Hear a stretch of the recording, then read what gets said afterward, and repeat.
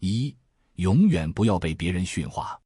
在社会中，人与人之间的关系并不是简单的尊重与服从，即使对方是你的同事或长辈，也不意味着你必须无条件地尊敬他们。真正的尊重应该是从内心发出的，仅限于那些值得的人。关键时刻，我们要敢于展现自己的真实一面，有时甚至需要流露出自己的攻击性。那些老实人往往在等待社会对他们的认可，但现实是，社会的本质往往是竞争与抢夺。成功的人通常都带有一定的攻击性，这并不是说他们都冷酷无情，而是表现在他们的处事方式上。有些人会装得亲切和善，而有些人则懒得伪装。我们的教育，无论是学校的还是家庭的，很多时候都在驯化我们，让我们习惯于团结与妥协，变成别人眼中的好人，最终成为他人利益的牺牲品。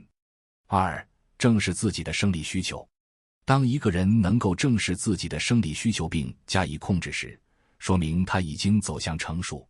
对异性的吸引是人类本能的一部分，如何处理这个需求则是另一个层面的问题。羞于表达自己的欲望，往往会让人变得虚伪，甚至在道德的高地上自我标榜，这并不是健康的表现。那些嘴上说只求喜欢的人，往往内心更加渴求各种欲望。有时，适当的用下半身思考问题，反而能让事情变得更加简单。正如我在某篇文章中提到的，一个男人在解决了生理需求后，才能更专注于事业与生活。因此，正视并合理处理自己的生理需求，反而是一种成熟的表现。三、永远不要忍气吞声。在生活中，尤其是面对那些无所作为却总是给自己添麻烦的人，我们绝不能对他们心存善意。软弱的人往往缺乏为自己争取的勇气，一旦经历了这种反抗，他们会变得更加坚定和勇敢。回想起过去一路走来的艰辛，我们会意识到自己是最值得珍惜的。在追求长远目标和人生关键时刻，隐忍可能是必要的策略，但在大多数情况下，果断出手才是最好的选择。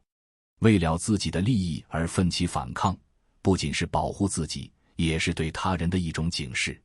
四、任何时候学习新技能都不晚。许多人常常感叹，我已经这么大年纪了，还能学什么呢？无论是25岁还是65岁的人，都会有这样的想法，回忆起10年前的自己，感叹当时如果开始学习某项技能就好了。然而，这种想法实际上是没有意义的。时间不会倒流，纠结于过去的选择只会浪费现在的机会。只要某件事情对你有意义，就不存在晚不晚的问题。每一年我都觉得这是最好的年纪，直到又长了1岁，才发现原来还有更好的可能。学习是一个持续的过程，重要的是要有勇气和决心去迈出那一步。五、大胆迈出第一步。行动力并不意味着你总是准备充分、信心满满。真正的行动力是在不确定的情况下，勇敢地去做。当你面对未知时，不妨从能做的事情开始，逐步推进。行动的过程往往会让你发现更多的可能性，不管最终的结果如何，先迈出第一步总是重要的。无论他人是否认可你的观点，勇敢地表达出来。先从简单易行的事情着手，往往会在这个充满动力的过程中，让原本困难的事情迎刃而解。经历多次这样的过程，你会渐渐理解从无到有的真正含义，学会推动自己与环境不断向前。从此以后，你将不再被各种条件束缚，只有不断的小成功在推动着你向前。你会发现，自己逐渐变得自由，能够把握自己的生活与未来。